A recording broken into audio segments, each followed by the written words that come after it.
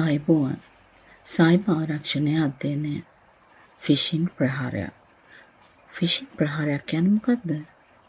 Cyber අවකාශයේ සිදුවන ප්‍රධානතම රහස්‍ය දත්ත සොරා ගැනීමේ ප්‍රහාර සහ ඒවායින් ආරක්ෂා වීමේ පූර්ණ මඟ පෙන්වීම ඔස්සේ මේ වීඩියෝ පටය ඔබට දිගහැරෙනවා. ෆිෂින් ප්‍රහාර සංකල්පය ආකාර දෙකක් යටතේ දකින්න පුළුවන්. එකක් තමයි මානසිකව රැවටීම, social engineering. ඒ වගේම රහස්‍ය තත්ත්ව සොරා ගැනීම. අපි බලමු මානසික රැවටීම කියන්නේ මොකක්ද කියලා ෆිෂින් ප්‍රහාරය යටතේ.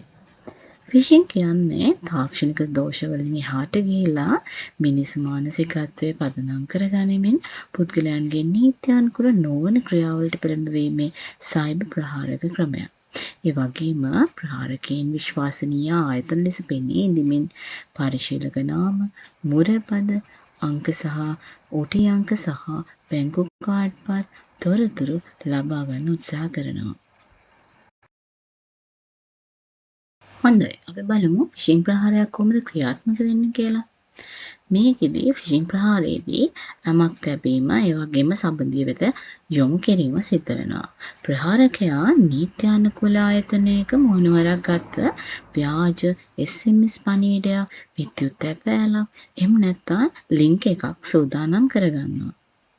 ගොදුරක් බවට පත්වෙන තැනැත්තා අන්න ඒ සබැඳිය ඔහු වෙත ලැබුණොහම ක්ලික් කරනවා. එවිට නිල වෙබ් අඩවියට සමානවම නිර්මාණය කරන ලද ව්‍යාජ වෙබ් පිටුවකට ඔහුව යොමු වෙනවා.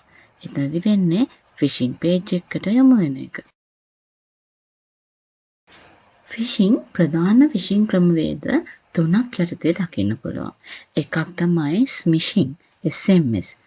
දෙවැනි එක තමයි ඊමේල් ෆිෂින්. අන්තිම එක තමයි විෂින් ඇමතුම්. එහෙනම් මොකද්ද මේ ස්මිෂින් කියන්නේ? SMS short message system එකකින් එන එක. කෙටි පණිවිඩ මගින් නොමිලේ තෑගි පාර්සල් බෙදා හැරීම් හෝ ගිණුම් අත්හිටුවීම් දක්වමින් අවබෝධ සම්බන්ධීය වනවා ලබනවා. ඒ වගේම ඊමේල් ෆිෂින් යටතේදී නිල විද්‍යුත් තැපැල් ලිපි වගේම පෙනී ඉඳලා පරිශීලක නාම, ඒ වගේම මුරපද, ක්‍රෙඩිට් කාඩ් වගේ සංවේදී තොරතුරු හොරා ගන්න මෙන්න මේ ෆිෂින් ප්‍රහාර වරින්ම දක්ෂයි. ඒ වගේම විෂින් ඇමතුම්. මේකෙදි සිද්ධ වෙන්නේ යම් පුද්ගලයෙක් එහෙම නැත්නම් බැංකු නිලධාරීන් ලෙස පෙනී ඉඳිමින් දුරකථනය ඇමතුම් මගින් OTP අංක, PIN අංක ලබා ගන්නවා. එතනදී හරි කඩිනමින් මේක ලබා ගන්නවා උත්සාහ දරනවා. හොඳයි. ෆිෂින් පණිවිඩයක් එහෙම නැත්නම් ෆිෂින් කියන්නේ මොකක්ද කියලා දැන් හොඳටම තහවුරුයි. එහෙනම් අපි බලමු කොහොමද ෆිෂින් පණිවිඩයක් අඳුනගන්නේ තවදුරටත්. අනිසි හදිසි බව. ඒ කියන්නේ වහාම ක්‍රියාත්මක නොකළහොත් ගිණුම අත්හිටුවනවා. අන්න ඒ වගේ තර්ජන කිරීම, ඒ වගේම සීමිත කාලයක් පවසමින් බිවැද්දීම, මෙන්න මේවා නිසා ෆිෂින් ප්‍රහාරය හඳුනගන්න ලේසි වෙනවා. හැබැයි මේ මොහොතේදී සත්‍ය වශයෙන්ම ප්‍රායෝගිකව මේ කියන දෙයට මුහුණ දෙන කෙනා හරිම භයානක විදිහට බය වෙනවා. ඉතින් ඊළඟට සැකකටයුතු වෙබ් සබැඳි. නිල නොවන හෝ අක්ෂර සුළු වශයෙන් වෙනස් කරන ලද ව්‍යාජ වෙබ් අඩවි ලිපින අපිට එන්න පුළුවන්. පොදු ආමන්ත්‍රණ. ඔබේ නම සඳහන් නොකර හිතවත් පාරිභෝගිකයා වැනි පොදු වචන භාවිත කරනවා හරියටම දන්නවා වගේ. ඒ වගේම රහස්‍ය තොරතුරු ඉල්ලීම, බැංකු මුරපද, PIN අංක හෝ OTP කේත කෙලින්ම ඉල්ලලා සිටිනවා. අපි දැන් බලමු නිල සහ ව්‍යාජ පණිවිඩ අතර වෙනස. එතනදී අපිට පුළුවන් වෙනවා ලේසියෙන්ම මේ ව්‍යාජ පණිවිඩ කියන්නේ මොනවද කියලා හඳුනගන්න. හොඳයි. සාමාන්‍යයෙන් නිල ආයතනයක පණිවිඩයක් නිල ඩොමේන් නාමයකින් තමයි එන්නේ. ඒක අපිට සැකකටයුතු එකක් නෙවෙයි. නමුත් ව්‍යාජ ෆිෂින් පණිවිඩයක් සැකකටයුතු ඒ වගේම නොමිලේ ලබා ගන්න ලිපින ඔස්සේ තමයි එන්නේ. ඒක නිල ආයතනික පණිවිඩයක් නෙවෙයි. ඊළඟ එක ආරක්ෂිත වෙබ් අඩවි HTTPS security සහ නිල ඩොමේන් නාමය. මෙන්න මේ වගේ තමයි නිල ආයතනයක වෙබ් පණිවිඩ අපිට හම්බ වෙන්නේ. ඒ වගේම ෆිෂින් ප්‍රහාරයක් HTTP හෝ වෙනස් කරන ලද ව්‍යාජ ඩොමේන් එකකින් එන්න පුළුවන්. ඊළඟට රහස්‍ය තොරතුරු කොහොමද? කිසි විටකත් අපේ රහස්‍ය තොරතුරු නිල ආයතනික පණිවිඩයක් මගින් ඉල්ලන්නේ නැහැ. OTP, PIN හෝ මුරපද එහෙම ඉල්ලන්නේ නැහැ. රහස්‍ය තොරතුරු කෙලින්ම ඉල්ලන්නේ ව්‍යාජ ෆිෂින් පණිවිඩයක්. ඒ වගේම වෘත්තිමය පැහැදිලි සහ මධ්‍යස්ථ ස්වභාවයකින් යුක්තයි නිල ආයතනයක පණිවිඩයක්. නමුත් බිය ගන්වන සුළු හෝ හදිසි බවක් මවා පාන ඒවා ව්‍යාජ ෆිෂින් පණිවිඩ විදියට ගන්න පුළුවන්. මෙතනදී අපිට පහසුවෙන් මෙන්න මේ ෆිෂින් පණිවිඩයක් එහෙම නැත්නම් අව්‍යාජ පණිවිඩයක් නොවන ව්‍යාජ පණිවිඩ හඳුනා ගන්න පහසු වෙනවා.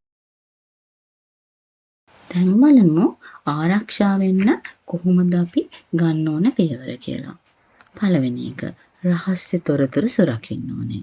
ඒ කියන්නේ OTP, PIN, එහෙම නැත්නම් මුරපද වගේ සංවේදී තොරතුරු කිසිවෙකු සමග බෙදා නොගෙන සිටින්න ඕනේ. 2FA සක්‍රිය කරන්න. ඒ කියන්නේ ඔබේ ගිණුම සඳහා ද්විසාධක සහතික කරන්න ඕනේ. 2 factor authentication එකක් භාවිත කරන්න පුළුවන්. තුන්වෙනි එක කෙලින්ම පිවිසෙන්න පුළුවන්. සබැඳිය ක්ලික් නොකර බැංකු ලිපිනේ බ්‍රවුසරයේ වෙබ් අතිරික්සයේ කෙලින්ම ටයිප් කරලා යන්න පුළුවන්. ලින්ක් එක උඩ ක්ලික් කරන එක වැරද්දක්.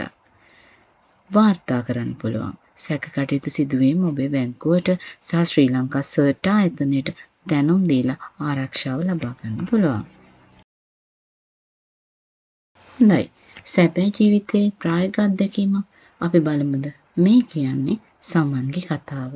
ෆිෂින් ප්‍රහාරයකට රැවටීම නිසා සිදු සැබෑ ජීවිත අත්දැකීමක් තමයි මේ අපි කතා කරන්න යන්නේ. ඉතා සරල.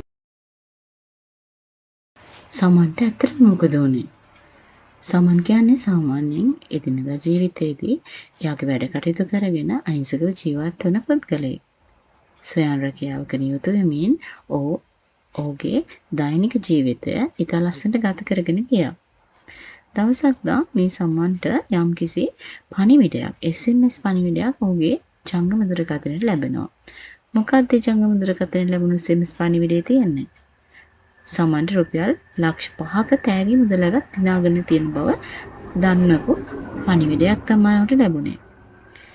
ඒ ක්ලික් කරපුවාම ඔහුට නිල බැංකුව අඩවියකට සමානව පෙනුණු නමුත් අපිට අඳුන ගන්නවත් බැරි වෙන විදිහව තමයි එන්නේ. ඉතින් මේ සමන්ටත් ඒ වගේම ව්‍යාජ වෙබ් පිටුවකට OTP අංකයයි මුරපදයයි ඇතුළත් කරන්න සිදු වුණා. තත්පර කිහිපයක් ඇතුළත ඔහුගේ ගිණුමෙන් රුපියල් 80000ක මුදලක් අහිමි වෙලා. ඔහු හිතුවේවත් නැති විදිහට නොසිතා ක්ලික් කිරීමෙන් ඔහුට මෙන්න මේ කියන අන්තරායට මුහුණ දෙන්න සිදු වුණා. සමන්ට වගේම අපිට මේ දේවල් වලට මුහුණ දෙන්න සිද්ධ වෙන අවස්ථා ඕනතරම්. මේ වෙනකොටත් ඔයාලා මේ වගේ දේවල්ට මුහුණ දීලා ඇති. ඒ කියන්නේ ෆිෂින් ප්‍රහාර වලට මුහුණ දීලා ඇති. ඒ වගේම බේරිලත් ඇති. සමහරලා ඒවට අහු වෙලත් ඇති. ඒ කියන්නේ ඒ ප්‍රහාර වලින් අපිට යම් අලාභයක් හානියක් වෙන්න පුළුවන්. එහෙනම් අපි මේ වගේ ෆිෂින් ප්‍රහාර හොඳින් හඳුන ගන්න උත්සාහ කරමු. එතකොට අපිට කිසිම ලාභයකින් හානියකින් තොරව අපේ වැඩ කටයුතු එදිනදා ජීවිතේදී කරගෙන යන්න පුළුවන්. මොකද එදිනදා ජීවිතේ වැඩ කටයුතු වලට ඊටාම වේගයෙන් බලපෑම් එල්ල කරන කෙනෙක් තමයි මේ ෆිෂින් ප්‍රහාරය. හොඳයි. ක්ලික් කිරීමට පෙර මොහොතක් සිතන්න. සයිබර් ආරක්ෂාව සැමගේ වගකීමයි. රැවටිලි වලට හසු නොවන්න. ආරක්ෂිතව සිටින්න. සැක කටයුතුදී වාර්තා කරන්න. ඔබේ දත්ත සුරකින්න. ස්තුතියි.